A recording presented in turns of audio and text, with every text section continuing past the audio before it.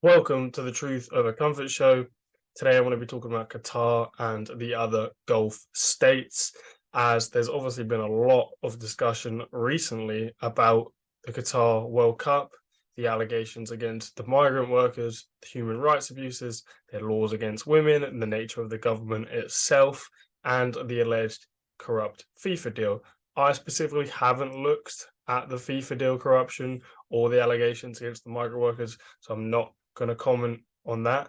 I've heard a lot of valid conversation in the media and the public, but what I find interesting is the buck stops at football. So it's Newcastle buying, sorry, Saudi Arabia buying Newcastle. It's the UFC in Abu Dhabi in Saudi Arabia. It's Formula One there. It's the Qatar World Cup. It's about sports washing.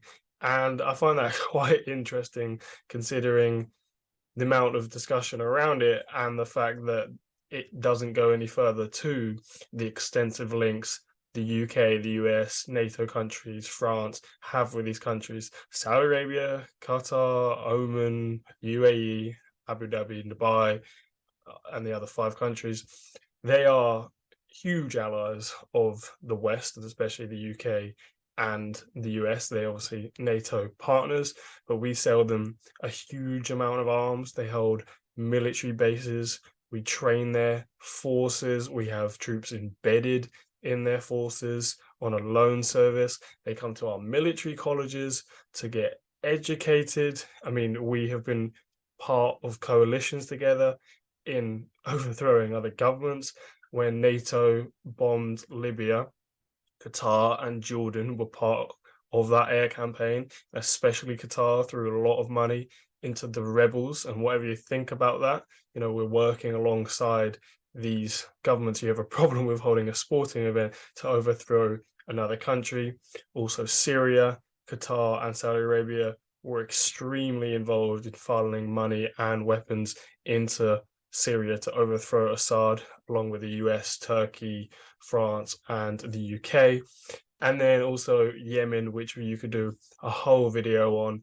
And although it is mainly a Saudi UAE venture into Yemen, at the start there was a coalition with Bahrain, Qatar, Egypt, Morocco, and other countries. Qatar did pull out in 2017, I think, at the time with their spat with Saudi Arabia. But in Yemen, we're doing everything but having boots on the ground. We're arming them, we're training them, we have troops embedded there, engineers, we are refueling it. Basically, there's been comments from many people there, from BA Systems, the arms company, and officials saying basically they couldn't do it without us. The war is unsustainable without us because they don't know how to use the Typhoon planes and repair them, etc. So I find it interesting that the problem is the sports side of it, because my only real quarrels with Qatar having the World Cup is because it was in the desert and it's extremely hot, so it has to be in the middle of the season. However, that's down to the players. They may prefer it. There's been a lot of conversation that Premier League players always wanted it English people wanted it in the middle of the season because we play more games than other leagues and the heat is kind of down to them. And I was open to it being in the middle of the season. I would have rather it in summer because it's a lot more, a lot better atmosphere on a selfish level. But, what country could really hold the World Cup, the Euros, or a big sporting event without having, baggage? Who has a clean slate? People would point to westernized countries or say the US, while other people would say, well, what about the invasion of Afghanistan, Iraq, Libya, Syria, Yemen, the drone bombings in Somalia, Pakistan, and then domestically, people say, look at their police, they are quite brutal. America has the biggest prison population in the world, and they have a private prison system around that worth hundreds of billions in industry. You have Guantanamo Bay in Cuba, where they arrested lots of terrorists or suspected terrorists unlawfully, basically, and all the torture that went on through the war on terror. So I don't really know who could have it. I mean, even Sweden, for example, have supported certain wars and are one of the biggest arms dealers in the world. The US by far, but Sweden is in the top 10. So I'm not saying they're an evil country, but what country could hold it? That is a different conversation. I'm going to do today, I'm going to focus on the military side of Qatar, Saudi Arabia, and these other Gulf states, basically all together. But we'll start with Qatar because they are the ones holding the World Cup. I will do it more on the UK side because I'm from there, but the US you could times by 10 with all this stuff because they are the leader in the Middle East, obviously, today. And then next time I'm gonna do it economics because I didn't realize just how much money they have invested in the countries in big names. And then the third one, if I get round to do it, will be these countries are constantly have allegations that they are the number one, not the number one, some of the top funders of terrorism, whether it's from Hillary Clinton's emails or actual officials saying they need to do better. Kuwait, Saudi Arabia, Qatar come up a lot for being the main funders of terrorism around the world. And then obviously you have actual allegations that they funneled money into terrorists in Syria to overthrow them, but that is a topic for another time. So let's jump right into this. Hopefully I'll be able to provide some good information you was not aware of. There was a few things I wasn't really aware of, but I'm going to start with just a joint statement in 2010. And this is just, just to show obviously this relationship went back then. Obviously, some of the relationships with these countries go back like a century. I mean, Kuwait was basically taken from Iraq when Iraq was one of our colonies. We was there with the founding of Saudi Arabia, making deals with Ibn Saud in World War One and beyond. So, we have extensive relationships that go back to the colonial era. And we've still been propping them up since World War II to this day. And it's just sort of, an updated system, but it goes back obviously to the colonial days. America obviously have been the top dog since World War II. But anyway, this is, they do a lot of these joint statements, or you go on their Twitter pages, embassy in Qatar or Kuwait, and it's just always these rosy comments. They're always saying they want to deepen relationships, more bilateral cooperation in defense, economics, education, everything. And no one seems to have a problem with that. But the football, no, they can't hold the World Cup. So let's jump right into this. In recognition of the importance of the relationship, the Emir and the Prime Minister reaffirmed the principles outlined in the 1971 Treaty of Friendship between Qatar and the UK. They acknowledged that the UK and Qatar have a deep shared history, but they also agreed that we should go further, faster in revitalizing bilateral ties for the 21st century. And so they committed to building a stronger and deeper relationship between the UK and the state of Qatar based on a shared vision of new links, new relationships, including on foreign policy, peace and regional stability, trade and investment, education, culture, sport, and science. So there you have it. They don't want to, peel back the ties. They want to deepen them. They want them to be faster in everything. Qatar and the UK enjoy a special defense relationship underpinned by our defense cooperation arrangement signed in 2006. The UK is to support the Qatari armed forces through training and exercises, both in Qatar, providing loan service officers and training teams to the Emir's Guard, Qatar Military Academy and Infantry School, and in the UK with many Qatari officers graduating each year from Sandhurst, Dartmouth, the Joint Command, Staff College, Shrivenham, and the Royal College of Defence Studies. The Prime Minister welcomed the historic ties between Qatar and Sandhurst. So Sandhurst and the other ones listed there, they are military colleges where officers, official, and sort of the new generation of these countries come over to be educated at our military colleges, which obviously provides future links in defence. I would be interested to know if there are any leaders of Qatar, Kuwait, Saudi Arabia, any of these Gulf states who actually were educated in Sandhurst, how high it goes up, or in the army. I'm sure there are some that were trained at Sandhurst, but, that's just to deepen the links and build relationships of the new generation so they continue to have influence even when, the current emir passes away and his son or whoever it may be takes over. So we can skip forward 7 years now. This is a big arms deal we did with Qatar. Also leads to something else quite interesting I'm sure you did not know and might be surprised by. So we sold them 24 Typhoon aircrafts for 6 billion in 2017. And this is what Defense Secretary Gavin Williamson said. It's a great pleasure to sign our biggest export deal for the Typhoon in a decade. These formidable jets will boost the Qataris' mission to tackle the challenges we both share in the Middle East, supporting stability in the region and delivering security at home. As we proudly fly the flag for our world-leading aerospace sector all over the globe, this news is a massive vote of confidence, supporting thousands of British jobs and injecting billions into the economy. So I was going to stop there quickly. That's always an argument that we need the arms trade and we can't stop it because it will cost thousands of British jobs, which is factually true. I mean, my qualms are if you're an engineer and you work for BA Systems to sell Saudi Arabia Typhoons to bomb Yemen, you're actually kind of responsible if you know that. I'm sure there's many engineers who just don't really know the extent of it. But if you are aware, then, you kind of do have blood on your hands. Use your engineering skills maybe for something else. It doesn't even have to be complete betterment for society, just maybe not kill people. And on the next paragraph, so BA Systems gets this contract, which is the biggest arms corporation in Britain and Europe. It's huge around the world.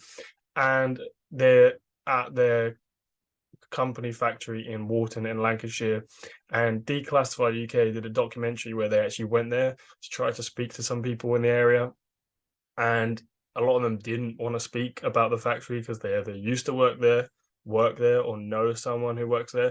It's one of those small towns where the factory is a big employer. It's sort of like in America, some whole towns, are employed by an oil company. So they didn't really want to speak about it, which was interesting. That shows is kind of, that just question mark mystery over there that no one really wants to talk about too much, but they know it's not exactly the best thing. But anyway, this deal, as it says here, is 6 billion.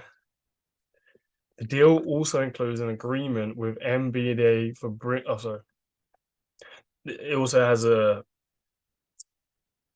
deal with Raytheon, who makes certain parts for the Typhoon.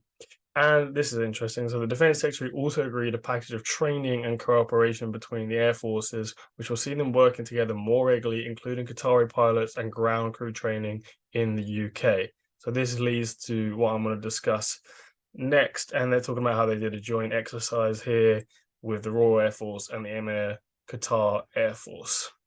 And here they talk about, it's for stability in the region. It's to fight extremism and terrorism. And, they also normally say the reason we need to ally with these countries is so we can pull them up on their human rights. Well, we've been allies with these countries for a very long time. There has not been stability in the region for a very long time. Extremism and terrorism has only got worse since we tried to stabilize the Middle East for democracy. And when do we ever pull these countries up on human rights abuses? It's non-existent. Like, their human rights have not improved other than probably naturally because of the internet and just the demand of the modern age, that you just can't completely be like, in the 1970s or ever. They never pull them up on their human rights. And this was shown when Liz Truss, before she was Prime Minister, was in a committee and she was saying how Russia and China are authoritarian. And then someone on the committee asked, how would you describe the Gulf states? And she won't describe them as that. And then she talks about how, being allies with them, we can pull them up on their human rights. And she does that all the time. And he just says, name some. She can't name any. He's like, name one.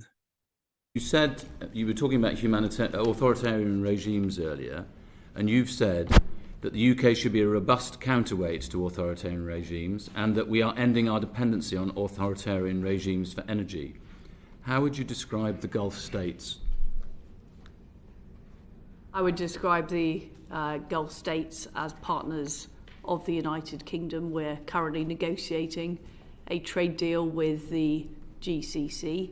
Now, is every country that we work with exactly in line with United Kingdom policy on everything? No, they're not, but they are important allies of the United Kingdom. Hang on, Mohammed bin Salman, responsible for the murder of Jamal Khashoggi, no? Yeah?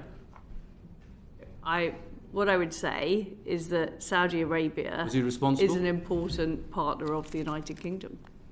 81 executions all on one day in Saudi Arabia, and you don't think that that's an authoritarian regime? What I'm focused on is making sure that we are dealing with the major threats to the world. The number one threat we're dealing with at the moment is the threat from Russia. In order to do that, we need to make sure that we have alternative energy sources. And one of the key sources of energy is the Gulf region. We're not dealing in a perfect world. We're dealing in a world where we need to make difficult decisions. And I think it is right that we build that closer trading relationship with the Gulf states. If a country is an authoritarian regime, it's fine to do business with it as long as the authoritarianism is only within its own borders. Is that right?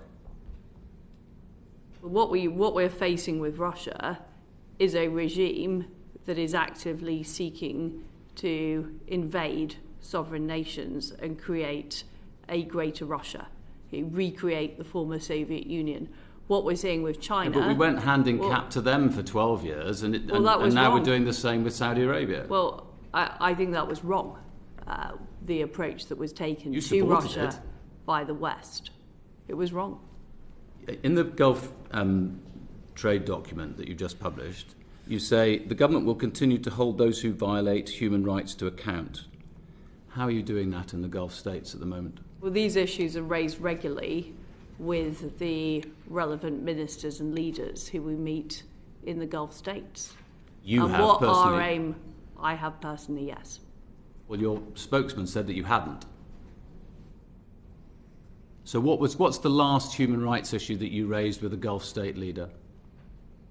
I'd have to come back to the committee on the precise timing of that, but I certainly anything. have Just raised tell us it. anything that you said on well, human rights. Well, I certainly have raised it when I was in... Go on, tell us one now. I'm just trying to remember my most recent visit, but I can assure you I have raised it, and I will write to you with the details.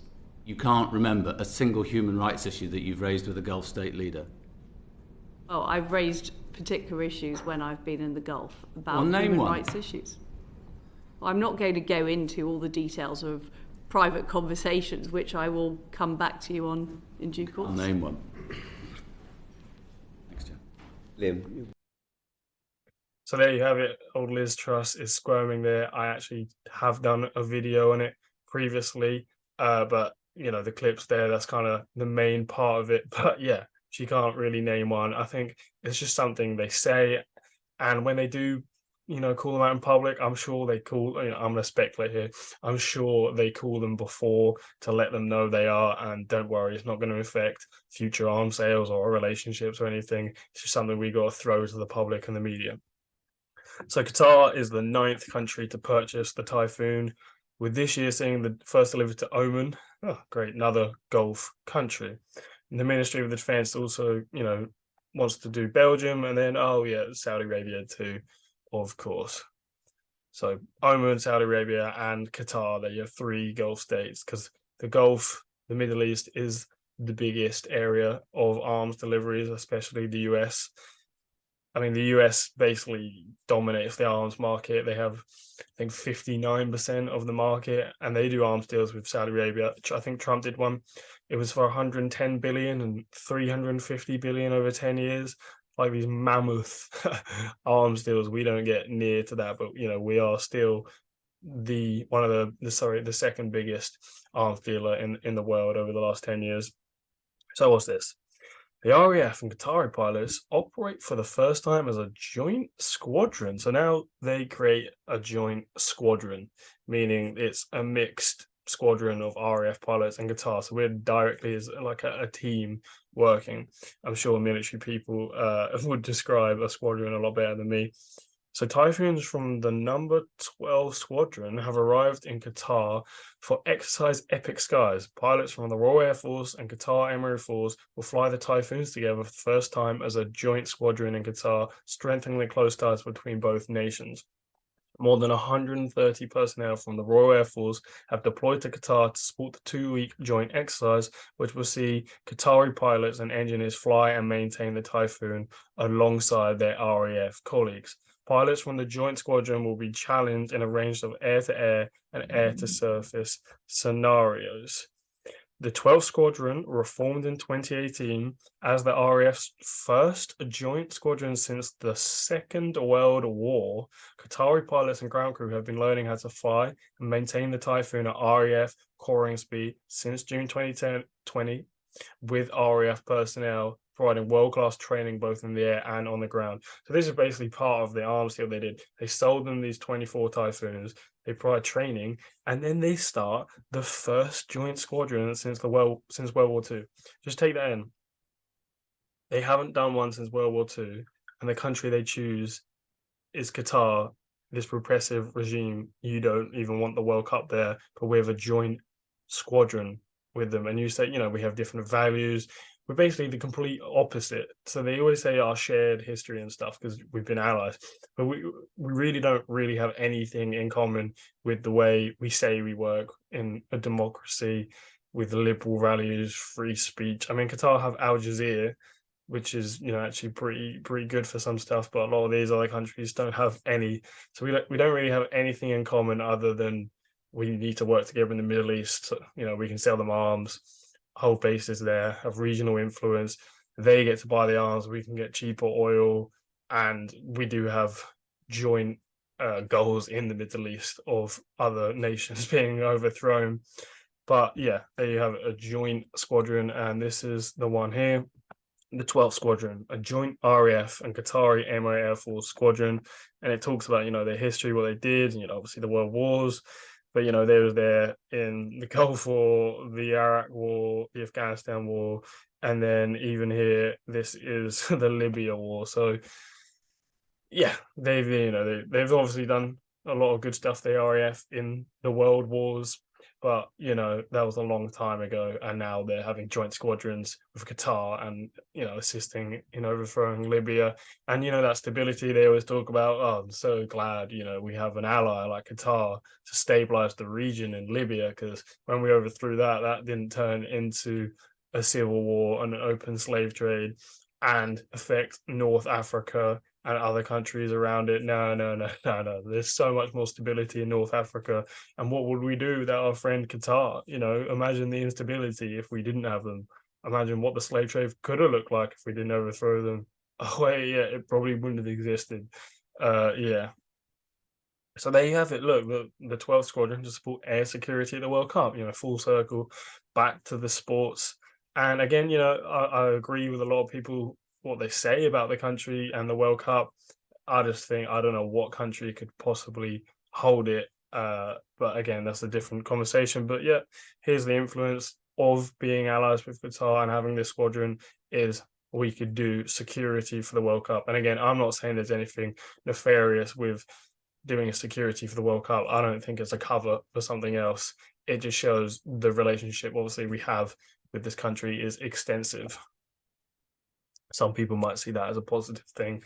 Again, I'm just reporting information. I have some opinions, obviously, about this. Make up your own mind. You don't have to agree with me.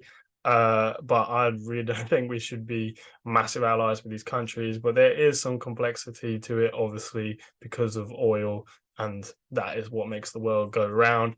But again, these are clearly just extended relationships from the colonial area. But again, make your own mind up. The Royal Air Force and Qatar Emiri Air Force expand defense partnership. Sorry, what's that? They have a second squadron now, a different RAF at Leeming. The agreement will see a joint RAF and Qatar Air Force Hawk training squadron established at RAF Leeming and Yorkshire, and regular RAF Voyager deployments to Qatar provide air-to-air refueling opportunities.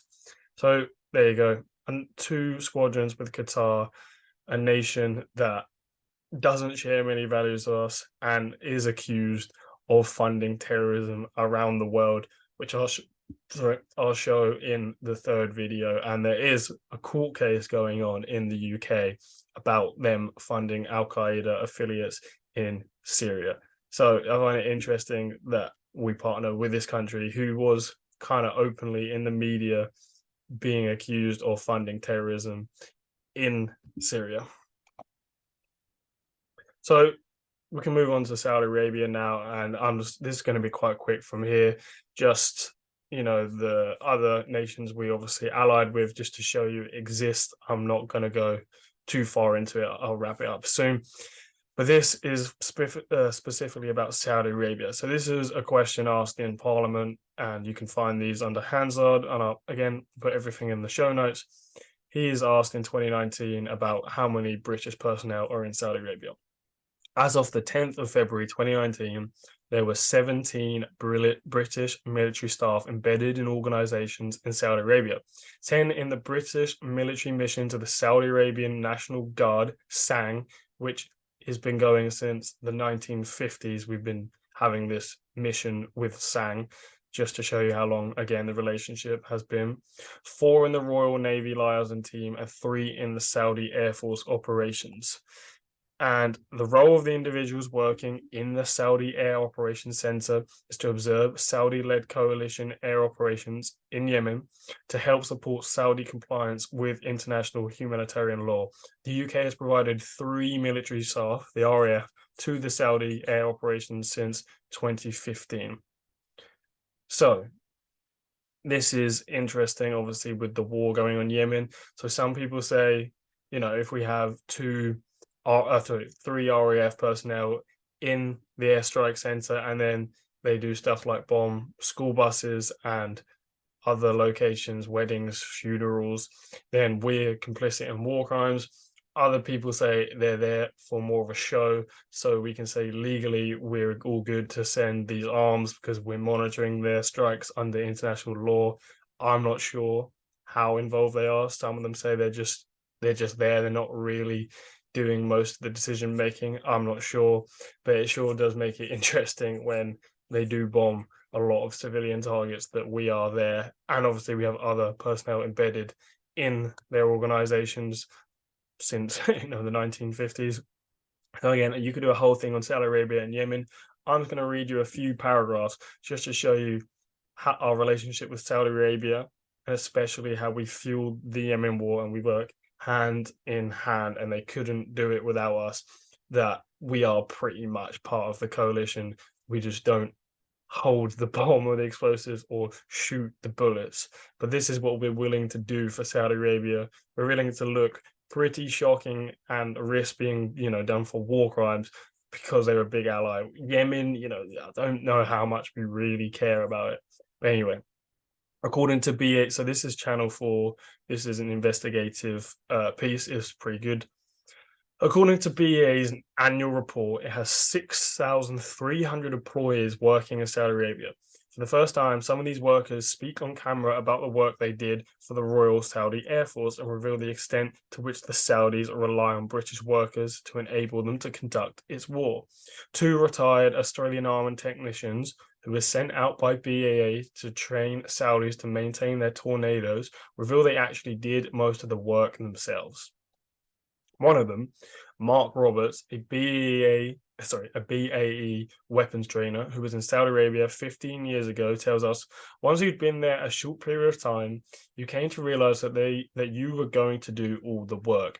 The majority of the Saudis were just not capable of repairing the aircraft and getting it back, turning it around, fitting bomb racks, rocket launchers, things like that. It's not sustainable without the Westerners there. It wasn't when I was there.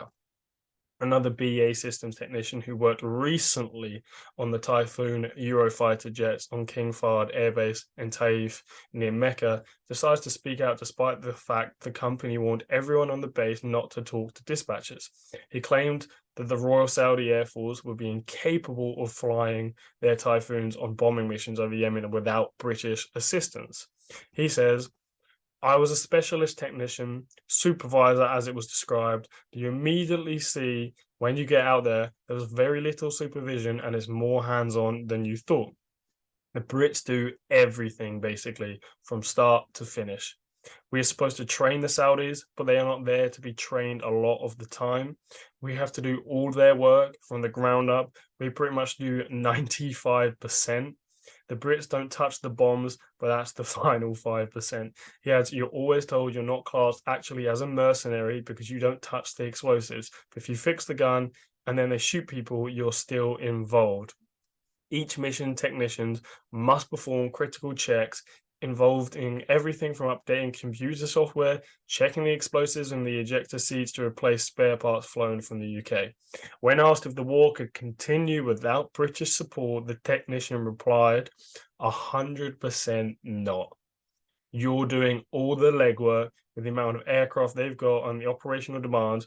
If we weren't there in 7 to 14 days, there wouldn't be a jet in the sky.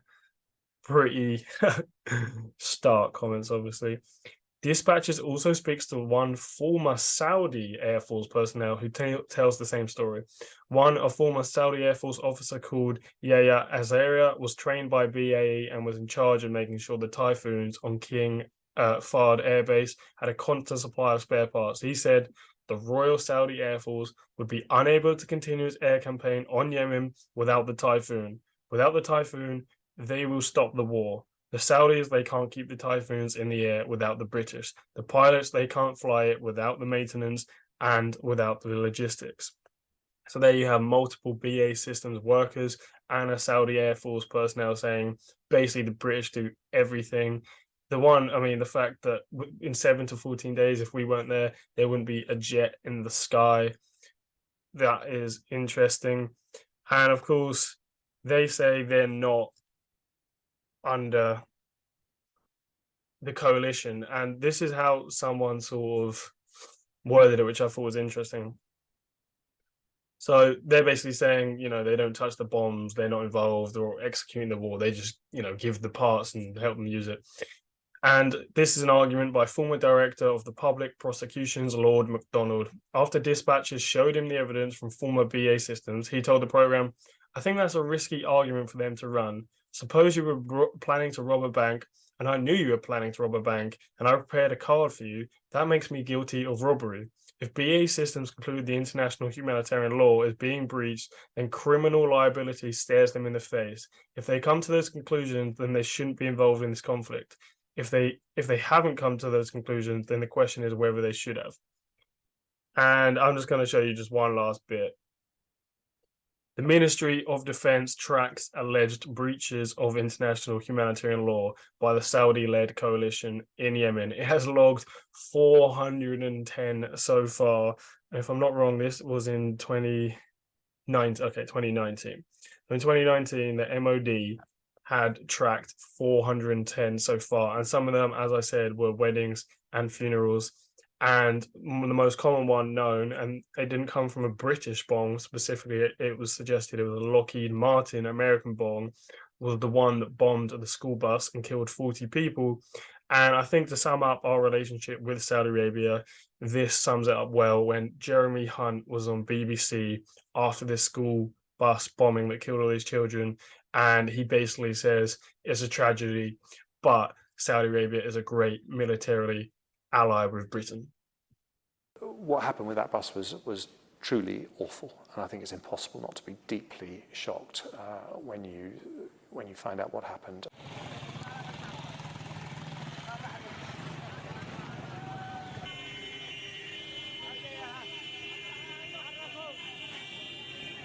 Britain has a role both in arming the Saudis and with military personnel in place in the command centre from which these attacks are launched. Do we bear some of the responsibility for what happened? The complexity there is our relationship with Saudi Arabia, which is a very, very important military ally to the UK.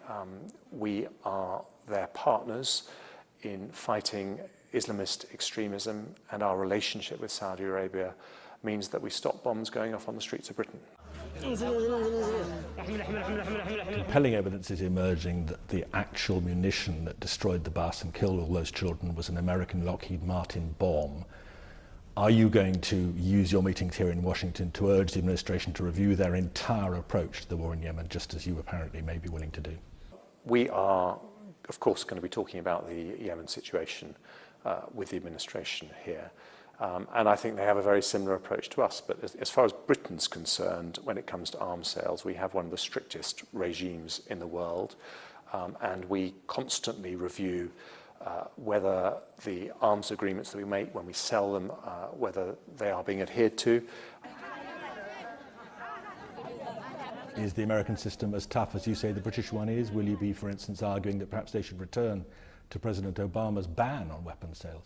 The American administration's approach is a matter for them, but both for the United States and for the United Kingdom, we want to make sure that our allies are, conducting their activities in a way that we can defend to our own publics, but also respecting that they are allies.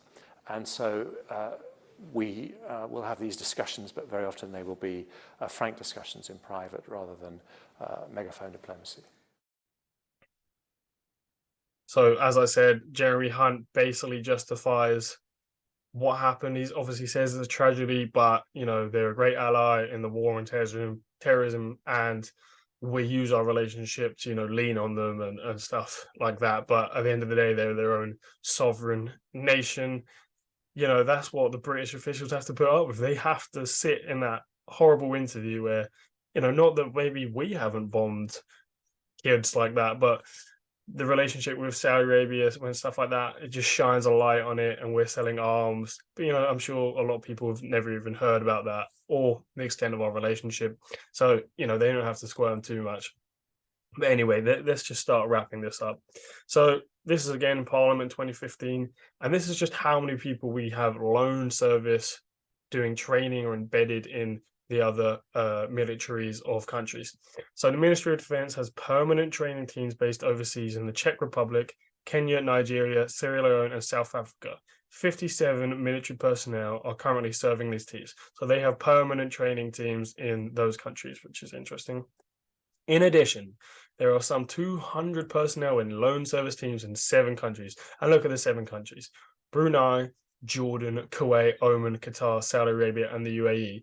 These loan service personnel are embedded in a wide variety of training, educational, and staff posts in the host nation's armed forces. So I went Brunei, which is in Africa, Jordan, Kuwait, Oman, Qatar, Saudi Arabia, and the UAE. Other than Bahrain, that's the whole of the Gulf. And these are loan service teams. I'm sure they're just there. They're basically permanent. They're probably just rolling every year.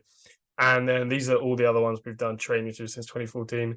I'm not going to read them because obviously there is a lot there. Bahrain is there. And one interesting one is China is there.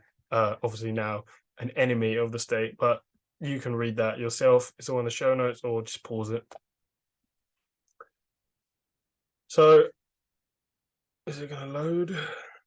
I added this in because the Saudi Arabian National Guard, SANG, is like their domestic guard. It's to basically fight against coups that come internally against the palace and, domestic stuff. And we do a lot of training with them. And they are actually, according to this US Army mill, they are also involved in the Yemen war. So people we're training in that are also having influence in the Yemen war, which is something that's kind of under-discussed. So he says, for example, the Saudi Arabian National Guard, in contributing to a Saudi-led coalition executing combat operations in the Yemen conflict, which contributes to regional stability. The regional stability indirectly preserves US military capability and increase our strategic readiness. So that was just purely to show you they are involved in the Yemen war. And yeah, all the talk about stability, yeah, I'm sure Yemen is stable and the region. And this is interesting. This is a Foreign Office, basically, I need to read more of it, but a whole paper of basically the human rights accusations that come in and questions in Parliament. And I just wanted to include one paragraph for this one. In March 2013, so we're here, The Eurofighter Typhoon price will not have been agreed. The UK government sent Prince Charles and the Duchess of Cornwall to Saudi Arabia. The top theme for the royal visit was military links, and Prince Charles marked the 50th anniversary of the British military mission to Saudi Arabia. National Guard sang the people I was just discussing, the group. 50th anniversary, so long-term relationship. The visit took place immediately after the Saudi authorities executed 7 men for armed robbery, 2 of them juveniles at the time of the offence. It is hardly a surprise that the expression of concern over capital punishment and other human rights abuses are ignored if the UK royals are in town promoting arms sales and military links. And that's also an undiscussed topic I'm going to do today, is the royals are good friends with a lot of these royals in the Gulf nations and other states around the world, and they do support with arms deals and trade, economics when they go to do these meets, and they have done a lot, including Prince Andrew. The Queen is also friends with some of the leaders in like doing horse racing, and they've been gifted stuff like that. So there's threads to pull on that as well. And this is just again to show you. So this is the UK defence and security export statistics. I've showed this many times. On a 10-year rolling base, the UK remains the second largest global defence exporter after the USA. The UK share of global defence export market was estimated at 6%. The US is obviously a lot more. And just to show, look at the arms deals they're proud of. They put this on their website. So Typhoon aircraft to Kuwait. Typhoon aircraft and Brimstone missiles to Qatar, Hawk and Typhoon aircraft to Oman, Typhoon aircraft to Saudi Arabia, and then Norway, South Korea, France, Brazil, and the US. So 4 of those are Gulf nations, and obviously they can proudly put this that we're the second biggest arms dealers in the world, and we're competing with France and Russia for that 2nd and 3rd spot every year. And look at these great arms deals we've done to these nations. Again, putting it back, if you have those emotions about them holding a sporting event, maybe selling them arms is a lot worse than that. And if you didn't care about the sports side of it, which maybe some people didn't, I'm less on that side, maybe you should be a bit concerned that these are our top military allies that we sell arms to. We've got a Royal Navy base in Bahrain, and this guy promoting it, loving how great it is. And then again, so Oman, about the long-standing historic relationship dating back more than 200 years. More than 200 years, and a new joint military training area will be established. And Oman is one of the top allies. So when their emir, I think that's what you call it in that country as well, when he died, Prince Charles and Boris Johnson flew straight out there, like straight out there. No other countries was doing it. Like they flew straight there to be with the family. And, that could be friendship, but I think it's a sign that, we have extensive links with these countries. And then again, here, this is the British Army putting out, a press release about Kuwait and the UK training together and things like that. I will leave it there. But hopefully I've showed, obviously, the World Cup and sporting issues is one thing, but we have extensive links militarily with these countries. And, I've only scraped the surface, really, especially with Saudi Arabia and Qatar. But I hope it was useful. On the next one, I will be talking about the economic side of it, because there was some interesting ones that I did not know. Some, British names you thought, but they have a lot of funding from these Gulf nations. And then hopefully I will be able to do it on the allegations of funding terrorism. But thank you for listening to the Truth Over Comfort show.